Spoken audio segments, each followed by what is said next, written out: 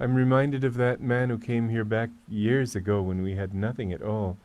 And he said, I have $200, $200,000, which I would be happy to put into the community if you think this is where I belong. But tell me where I belong. And I said, I think you belong in India. And any practical person, self-labeled practical, would say you're an absolute nut. Here somebody's offering to build your community is what it would have amounted to, and we were at our beginnings and had nothing, and you're telling him to leave. But I felt that's where he belonged. Why not tell him that? God takes care of us. It's not this person with $200,000 who's doing it. The more you can live in simplicity of heart and say that God is taking care of me, and what He gives, I'll do my best, but after that, it's His. And if He wants me to fail, all right, then even that can be my success, that I accepted failure gloriously, joyfully in Him. And the more you live that way, the more you find that it actually works. Somebody said to Master in the early years of Mount Washington, who was very supercilious, he said, what are the assets of this organization? Master replied joyfully, none, only God. In fact, it was true at the time. They were eating tomatoes off the hillside, and that's about all they had to eat. But the more you live that way, the more you find that God takes care of you. And the more you live thinking, I've got to do it, you find at the end of life, everything has abandoned you. Everybody has abandoned you. You have nothing. Why not go with God?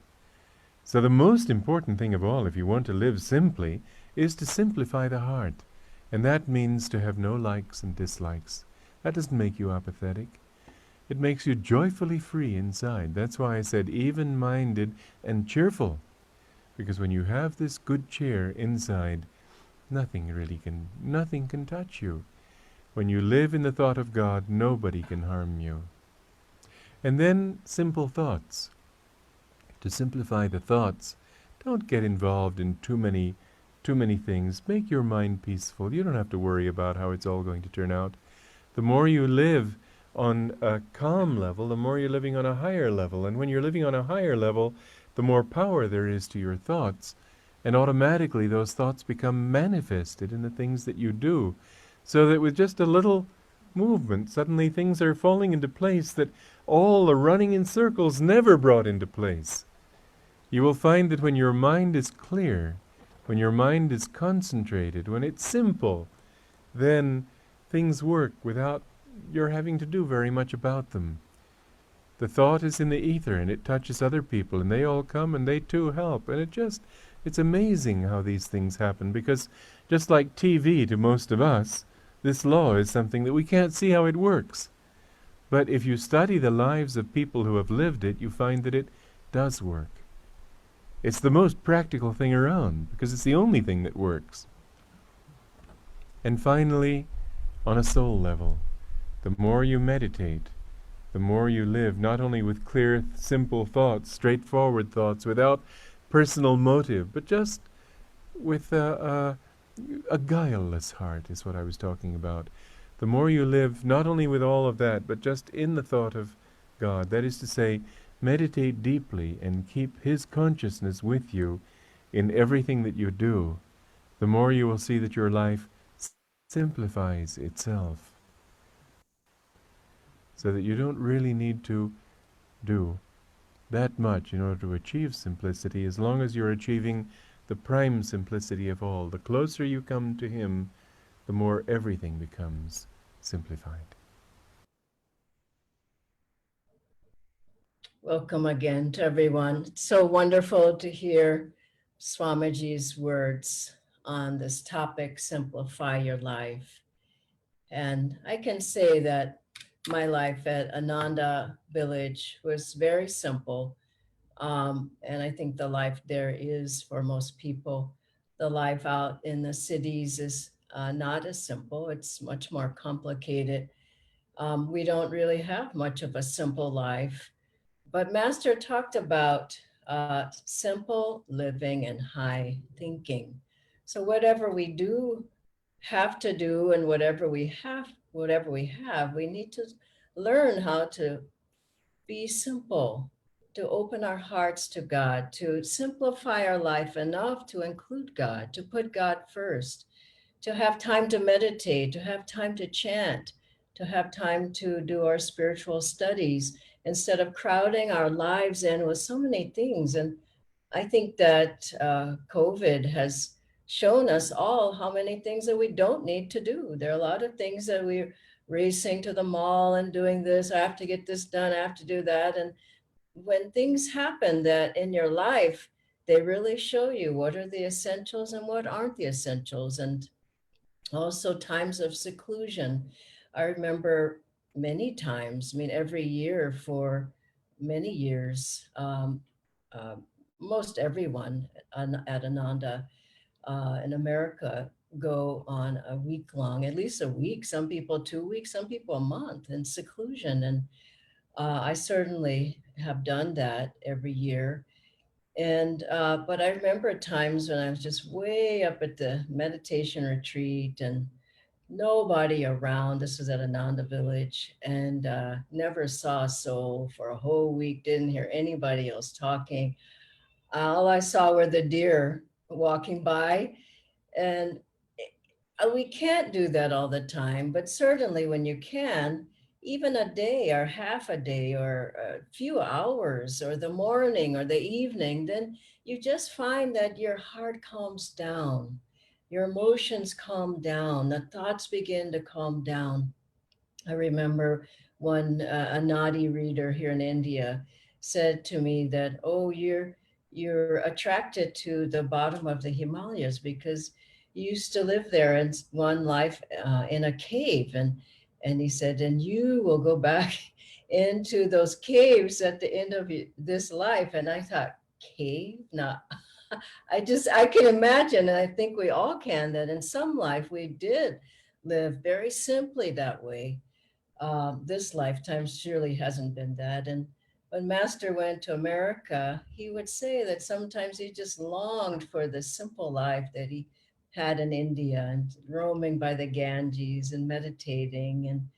And that's there for all of us, but it's not in this lifetime. We have to work with the realities now and just simplify as best as we can. So what does that mean physically, mentally, and spiritually? I'll break it down that way.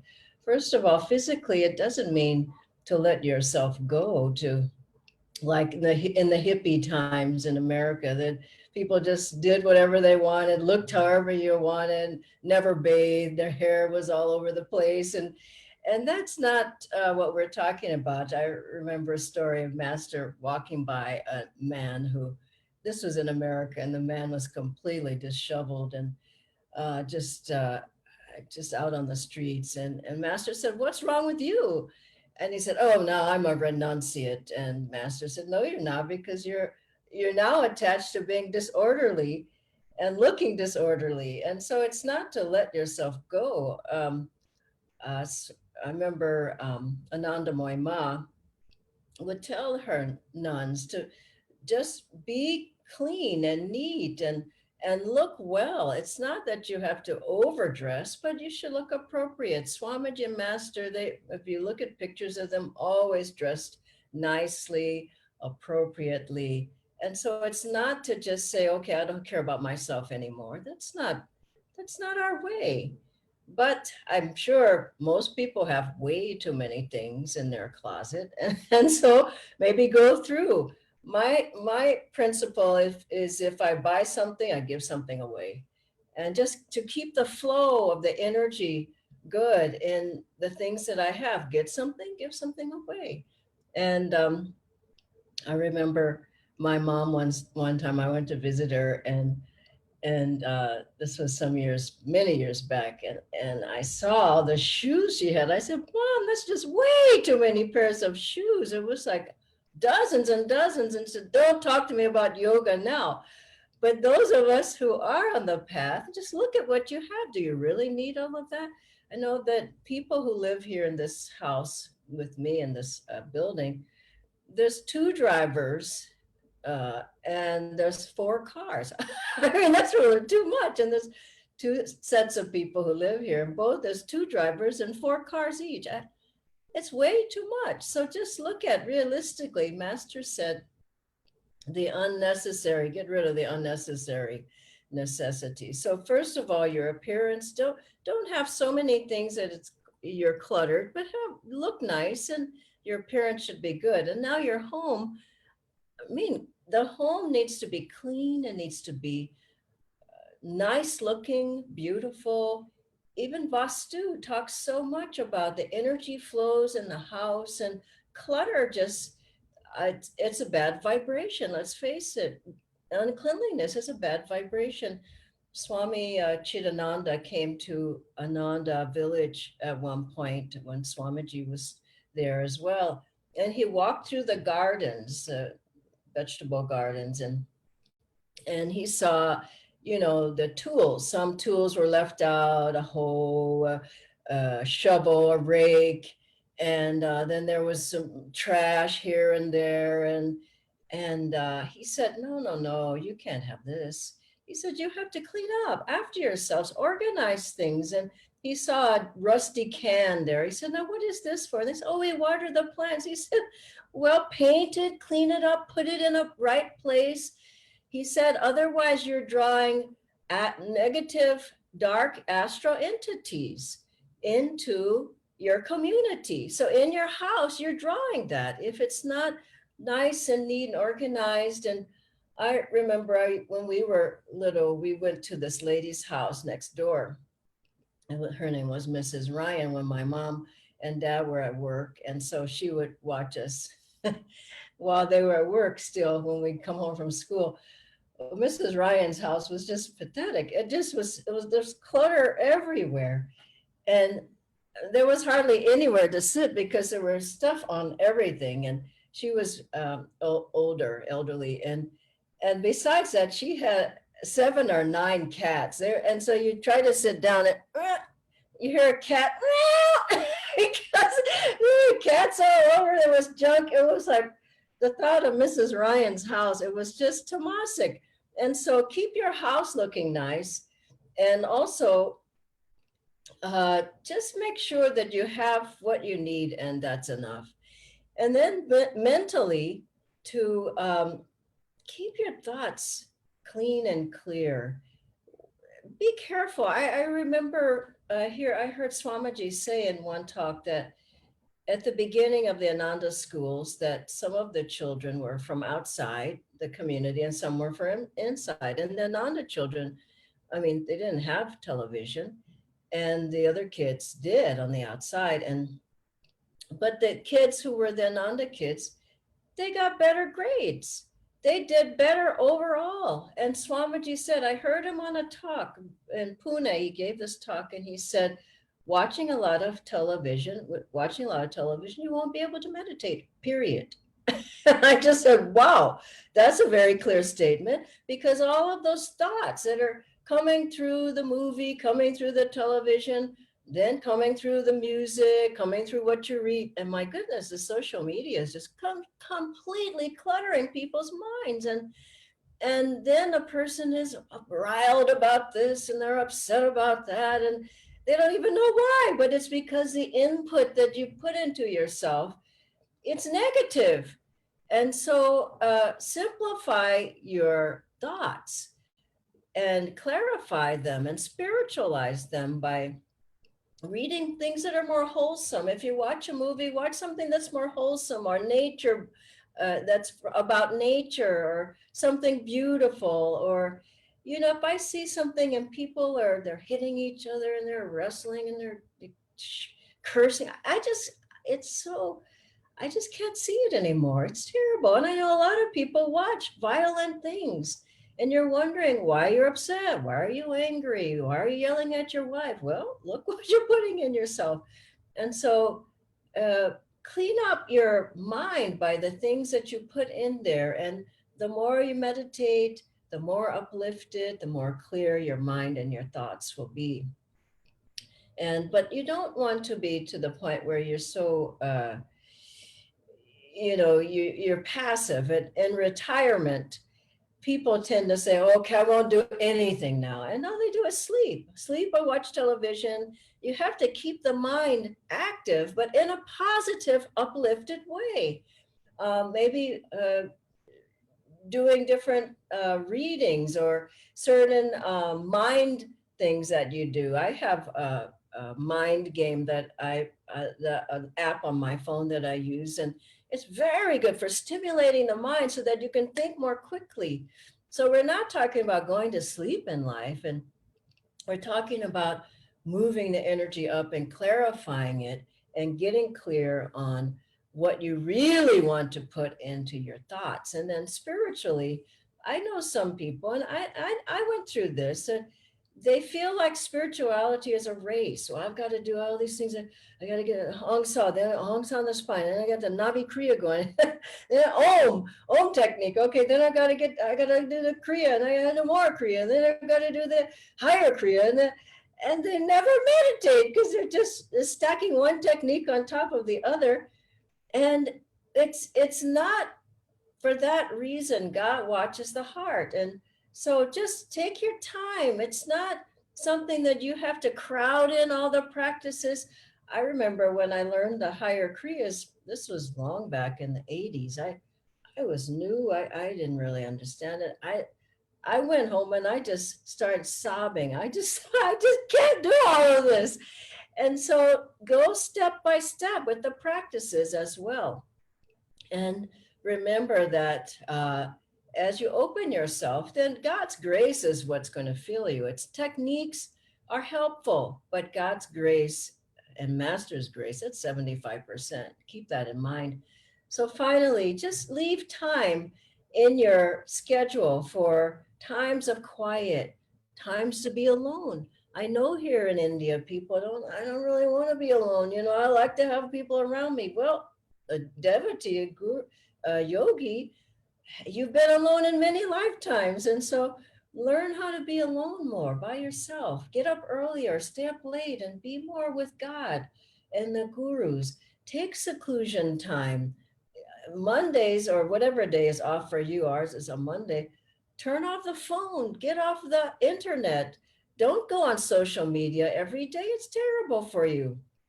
And take time master and with the gurus and feel. If you're always looking for outer stimulation, you never find it there. As there was one quote from Master, the only thing that delusion always does is it never keeps its promises. And so you're out there, oh, I'll get this from the movies, I'll get this from going to the shopping mall, I'll get this, I'll get that, but you never find it. You can only find that joy inside yourself. So in simplifying your life, you open the doorway to that joy that's within yourself. Now, how do you do it? Don't rush and throw everything in the trash and get rid of everything and go live in a hut. You can't do it. Be realistic and go step by step, but keep the goal in your mind that really, as yogis on this path, we are really here to find God. God alone should be our mantra. Everything that He's given us to help in that way is fine, but don't overcrowd. You just get distracted and the goal will become longer and longer, further and further away from you. God bless you all. And now ask Nitendra to come on and ask the questions that we have for today. Thank you, Dhyanaji. We do have a bunch of questions. The first one is, I like being busy. I think I will get lonely and bored if I don't crowd my schedule. So what should I do? Yeah, they say that some of the loneliest people live in big cities. And you would think they're not lonely because there's so many people around. But if you crowding yourself to not be lonely, that's not going to make you not lonely. I remember when I first came here, I said to Swamiji, because I didn't know anybody, none of us knew anybody here. And I said, sometimes I feel very alone in India. I don't know anybody here. And he said to me, if you practice the presence of God, you never feel alone. And isn't that so beautiful? If we think, okay, if I have enough things on my calendar, then I won't feel alone or lonely, but you will. And if I get enough things going, then I won't be bored. But you're sitting in the meeting bored. And so that's not going to give it to you. This is what's going to give you the heart and communion with God, communion with the gurus. And so as you go forward, don't think that outside things are going to make you more happy, give you more, get you out of loneliness. To be out of loneliness, you have to have a relationship with God. And so I myself like being busy, but I like what Swamiji said, my bottom line is peace of mind. And if your mind is rattled, there can be 25 more requests that I have, and I just can't do them. You can only do so much. And then you're just taking a break, and then someone sends a message, they're calling you, and then just, you can't do it all. So just be realistic, know your own limitations, and let peace of mind be your bottom line. Thank you, Dhanaji. The next question is, I can simplify my life, but my family is not going to do that. Won't that create a conflict? Well, listen, I mean, you can't blame it on your family. You can do things. If they're watching something on television and you've seen it or you don't want to see it, you can go meditate. If they're doing something else, you don't have to go on social media. I mean, these are little things. They don't see you doing everything all the time. Sometimes instead of doing something else, maybe you take a walk, and during that walk you do japa, or you're just thinking of God, or you're listening to a talk by Swamiji, or there's ways you can simplify your life without blaming your family. So just do things, little things, and then make them bigger and bigger. And I bet your family will like you more if you have more calmness, more peace of mind, more focus, more joy in your heart. That everybody wins. Thank you, Dhanaji. The next one is, simplifying the life definitely sounds good, but how do I get started?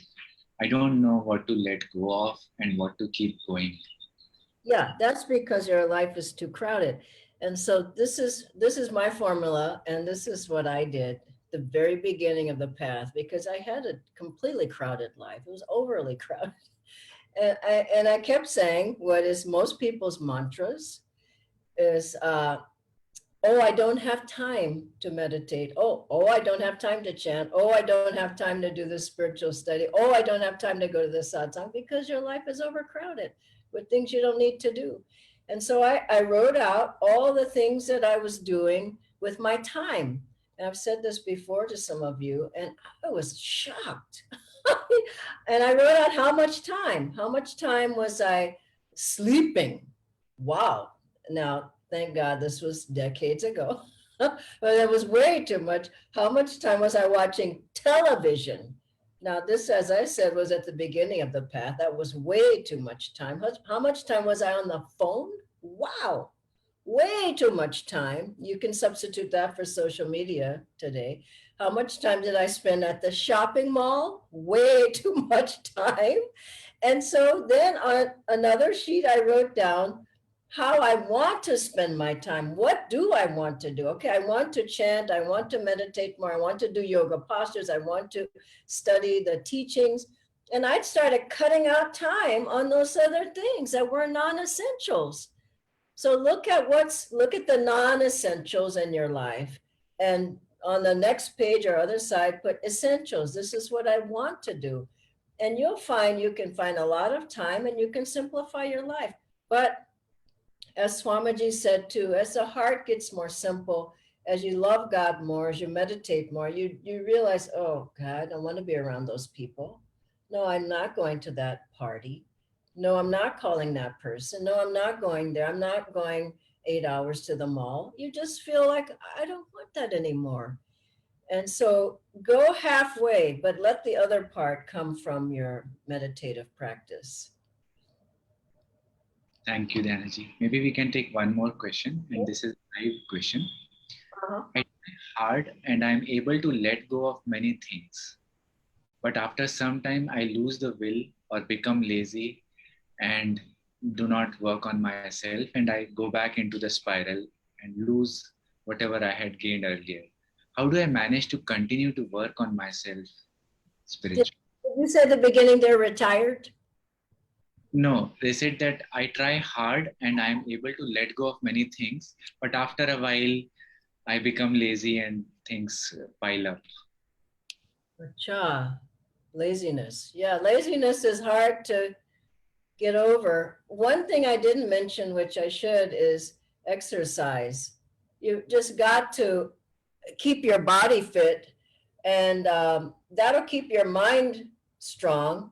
And you've got to keep the mind working. You've got to have projects like my mom, she's retired for some time now, but she does volunteer work. So, okay, I go to the hospital and help people. I do this. And you've got to think of things to keep active, keep your mind active, keep energy flowing, keep your inspiration going. And passivity doesn't do it. Sitting with on the couch with the remote doesn't do it. Being passive, watching things, watching life go by, you have to find things that you can do. So calling people up, asking them for what they need help with, volunteering here and there. There are many things you can volunteer on, even online. There's prayer groups. We have our own prayer Sangha. You have to keep it going. And see, this is like, here's a good example. Dieting. Now, I know a lot of people don't want to hear about dieting, but as soon as you sort of say, okay, I don't want to, I'm not going to watch what I eat anymore. I'll eat whatever I want to eat. Wow, you just blow up. I know you must be laughing about that, but you do. You just blow up. I'm going to eat croissant, almond croissant at that. Then I'm going to have some ice cream. And then, unless you're 22 years old, you just don't stand a chance. You have to watch it. Okay, I can't eat that. I won't do that. Okay, you have to watch it. So it's the same thing with this. You can't just be passive and say, well, I just, whatever happens, God will come to me someday, some lifetime. I don't know when, and I don't have to do anything about it. You always have to be challenged. Challenge yourself, challenge your mind, challenge your body. My God, the Olympics just ended a couple of days ago. Look what those people went through to get the medals. So and India did quite well. I saw myself, Neeraj Chopra was fantastic with the javelin. But you have to think that those people worked at it. So work on yourself. Don't get passive. And the best way to work on yourself is be in a challenging environment. Wow. If you're with people who are racing towards the goal of self-realization and doing, not just sitting in a cave, but having their life together, having a job or duties or savor responsibilities, and they keep going and they're inspired and they're happy and they're chanting and they're, all these things. You can't help but be inspired. You can't help but keep going. Be with positive, uplifted, happy people who are challenged, and you will be challenged. That's one of the big parts about community. Master wanted us to be together, to help each other to move forward towards the goal.